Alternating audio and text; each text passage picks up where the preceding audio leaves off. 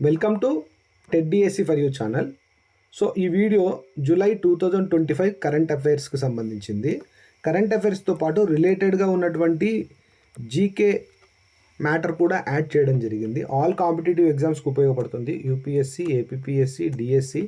రీసెంట్గా Telangana TET notification కూడా వచ్చింది కాబట్టి డిఎస్సికి ప్రిపేర్ అయ్యేవంతా మరి మన ఛానల్ను ఫాలో అవ్వండి, సబ్స్క్రైబ్ చేయండి, లైక్ చేయండి.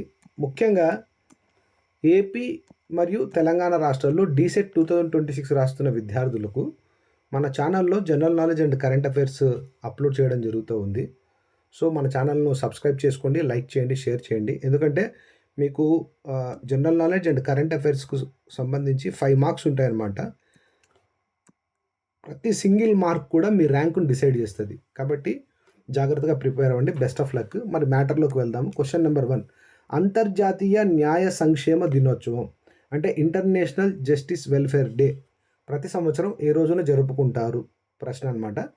జవాబు, ప్రతి సంవత్సరం జూలై 25న అంతర్జాతీయ న్యాయ సంక్షేమ దినోత్సవాన్ని అనగా ఇంటర్నేషనల్ జస్టిస్ వెల్ఫేర్ డేను జరుపుకుంటారు. క్వశ్చన్ నెంబర్ 2, ఏ దేశం ఇటీవల ప్రపంచంలోనే అత్యంత వేగవంతమైన ఇంటర్నెట్ను అభివృద్ధి చేసినట్లు ప్రకటించింది? ఏ దేశం ఇటీవల ప్రపంచంలోనే అత్యంత వేగవంతమైన ఇంటర్నెట్ను అభివృద్ధి చేసినట్లు ప్రకటించిందంటే చైనా దాని కరెక్ట్ ఆన్సర్ అనమాట. సో చాలా ఇంపార్టెంట్. క్వశ్చన్ నెంబర్ 3, భారత వైమానిక దళం పాత MiG-21, సార్ మీకు అందరికీ తెలుసు MiG-21 విమానాలు మరి పాతవి కావడం వలన సో అవి కూలిపోతూ ఉన్నాయి. సో వాటిని ఒక టార్గెట్ డేట్ పెట్టుకొని మన భారత ప్రభుత్వం పూర్తిగా తొలగించాలని లక్ష్యంగా పెట్టుకుంది. ఆ డేట్ ఏంటి అని అడుగుతున్నారనమాట. 2025 సెప్టెంబర్ నెలలోపు 2025 సెప్టెంబర్ నెల కల్లా ఈ పాత MiG-21 యుద్ధ విమానాలను పూర్తిగా భారత సైన్యంలో నుండి తొలగించాలని భారత ప్రభుత్వ వైమానిక దళం మరి లక్ష్యంగా పెట్టుకుంది. క్వశ్చన్ నెంబర్ 4, ఇటీవల 44 ఏళ్ల వయసులో WTA సింగిల్స్ మ్యాచ్ గెలిచిన రెండో అతిపెద్ద వయసు గల మహిళా క్రీడాకారిణి ఎవరు? రీసెంట్గా 44 ఏళ్ల వయస్సులో WTA సింగిల్స్ మ్యాచ్ గెలిచిన రెండో అతిపెద్ద వయస్సు గల మహిళా క్రీడాకారిణి ఎవరు? ఇది టెన్నిస్కి సంబంధించింది, మీరు గమనించండి, టెన్నిస్ గేమ్కి సంబంధించింది. సో దాని రైట్ ఆన్సర్ వీనస్ విలియమ్స్. 44 ఏళ్ల వయస్సులో WTA సింగిల్స్ మ్యాచ్ గెలిచిన రెండో అతిపెద్ద వయసు కలిగిన మహిళ వీనస్ విలియమ్స్ గారు. నెక్స్ట్ క్వశ్చన్ నెంబర్ 5, కార్గిల్ అమరవీరుల గౌరవార్థం శౌర్య వాటికను ఏ రాష్ట్రంలో నిర్వహిస్తున్నారు? చాలా ఇంపార్టెంట్ బిట్. కార్గిల్ అమరవీరుల గౌరవార్థం శౌర్య వాటికను ఏ రాష్ట్రంలో నిర్వహిస్తున్నారు?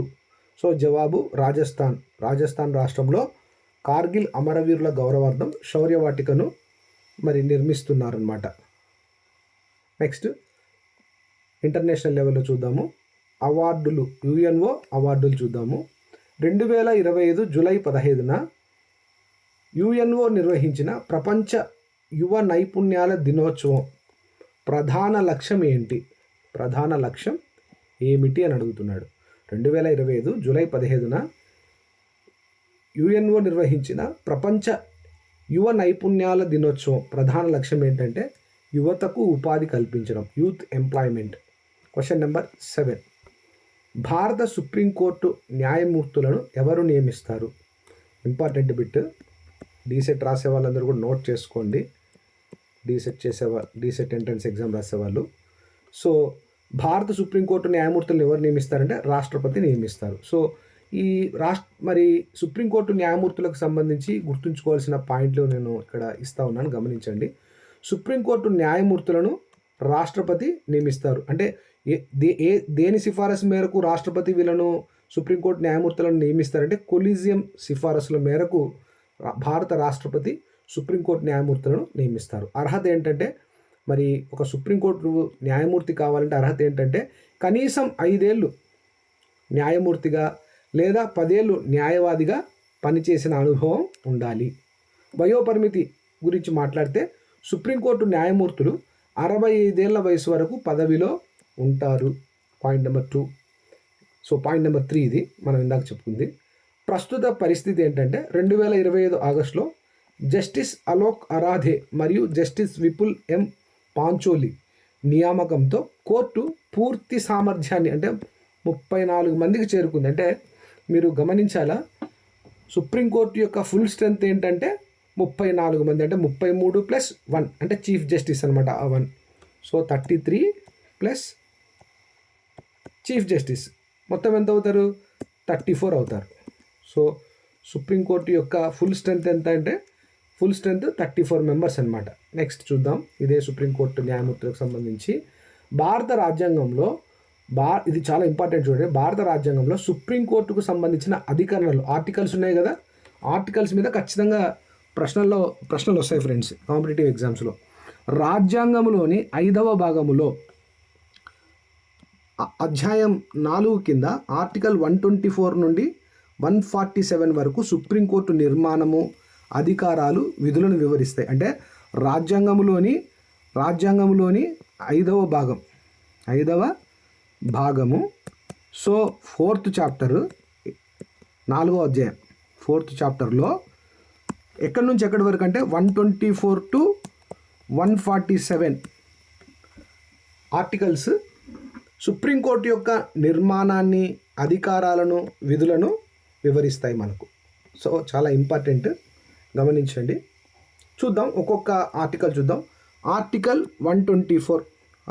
124 ఏం చేస్తుందంటే ఏం తెలియజేస్తుందంటే సుప్రీంకోర్టు యొక్క ఏర్పాటును మరియు దాని నిర్మాణాన్ని ఆర్టికల్ 124 తెలియజేస్తుంది.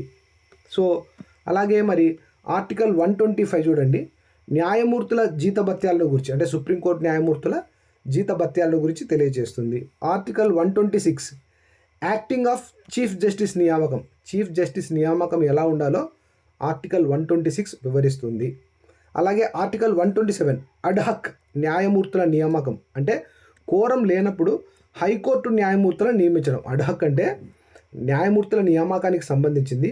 కోరం లేనప్పుడు హైకోర్టు న్యాయమూర్తులను నియమిస్తారనమాట. దానికి సంబంధించిన వివరాలు ఎక్కడున్నాయంటే ఆర్టికల్ 127లో ఉన్నాయి. అలాగే ఆర్టికల్ 129 చూద్దాం. సుప్రీంకోర్టును కోర్ట్ ఆఫ్ రికార్డుగా పరిగణించడం జరుగుతుంది అన్నమాట. సుప్రీంకోర్టును కోర్ట్ ఆఫ్ రికార్డుగా పరిగణించడం జరుగుతుంది. ఎందుకంటే కోర్టు తీర్పులు భవిష్యత్తులో సాక్ష్యాలుగా పనిచేస్తాయి. కోర్టు తీర్పులు అంటే సుప్రీంకోర్టు యొక్క తీర్పులు భవిష్యత్తులో సాక్ష్యాలుగా పనిచేస్తాయి. అందుకే సుప్రీంకోర్టును కోర్ట్ ఆఫ్ రికార్డ్ అంటారు. దానికి సంబంధించిన వివరణ ఆర్టికల్ 129లో ఉంది. ఆర్టికల్ 131 చూద్దాం. ప్రారంభ అధికారిక పరిధి అంటే ఒరిజినల్ జ్యూరిడిక్షన్ అనమాట. చూద్దాం సుప్రీంకోర్టు ఏం చేస్తుందంటే కేంద్ర రాష్ట్రాల మధ్య వివాదాలను పరిష్కరిస్తుంది ఈ ఆర్టికల్ ద్వారా. ఆర్టికల్ 131 ఏం తెలియజేస్తుందంటే సుప్రీంకోర్టు కేంద్ర రాష్ట్రాల మధ్య వివాదాలను పరిష్కరిస్తుంది ఆర్టికల్ 131 ఆధారంగా. ఆర్టికల్ 136 చూద్దాము. స్పెషల్ లీవ్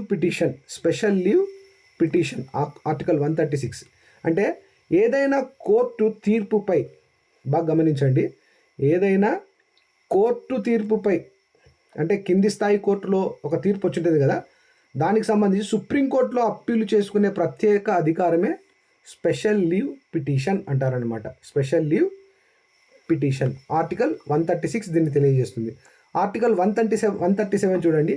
న్యాయ సమీక్ష చాలా చాలా ఇంపార్టెంట్ అండి, చాలా ఇంపార్టెంట్. జ్యుడిషియల్ రివ్యూ, సుప్రీంకోర్టు తన సొంత తీర్పులను తానే సమీక్షించుకోవచ్చని ఆర్టికల్ 137 మనకు తెలియజేస్తుంది. నెక్స్ట్ ఆర్టికల్ 141 చూడండి. సుప్రీంకోర్టు ప్రకటించిన చట్టం భారతదేశంలోని అన్ని కోర్టులకు వర్తిస్తుంది. సుప్రీంకోర్టు ప్రకటించిన చట్టం భారతదేశంలోని అన్ని కోర్టులకు వర్తిస్తుందని ఆర్టికల్ 141 చెప్తుంది. నెక్స్ట్ ఆర్టికల్ 143 రాష్ట్రపతికి సలహా ఇచ్చే అధికారం కదా.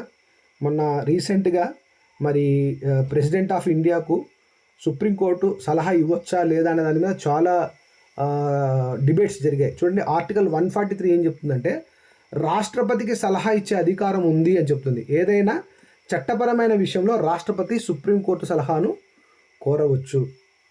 చట్టపరమైన విషయంలో సుప్రీంకోర్టు సలహాను రాష్ట్రపతి కోరవచ్చని ఆర్టికల్ 143 చెబుతుంది. అంటే కన్సల్టేటివ్ పవర్ అంటాం అనమాట. కన్సల్టేటివ్ పవర్ రాష్ట్రపతికి సలహా ఇచ్చే అధికారము. మరి పోటీ పరీక్షల్లో సుప్రీంకోర్టుకు సంబంధించిన ప్రశ్నలు ఈ విధంగా రావచ్చు. ఆర్టికల్ 132ను ఆర్టికల్ 132 దీనిని రాజ్యాంగ పరిహారపు హక్కు అంటారు. ఆర్టికల్ 132 చాలా ఇంపార్టెంట్. రాజ్యాంగ పరిహారపు హక్కు అని ఏ ఆర్టికల్ అంటారంటే మీరు సెలెక్ట్ చేయాల్సింది ఆర్టికల్ 130 కాదు 32.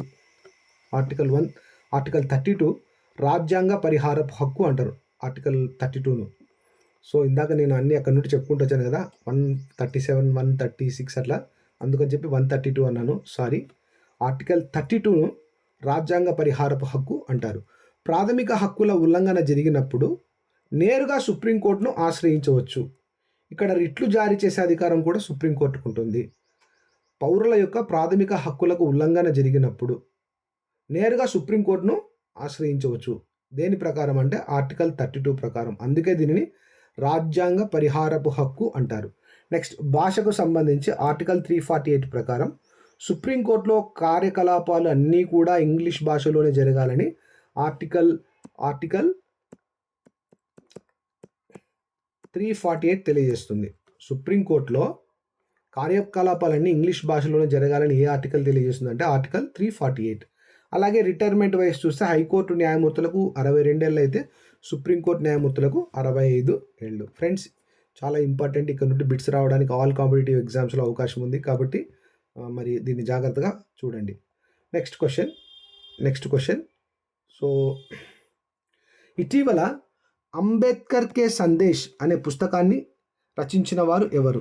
అంబేద్కర్ కే సందేశ్, డిఎస్ వీరయ్య. బాగా గుర్తుపెట్టుకోండి, డిఎస్ వీరయ్య అంబేద్కర్ కే సందేశ్ అనే పుస్తకాన్ని రాశారు.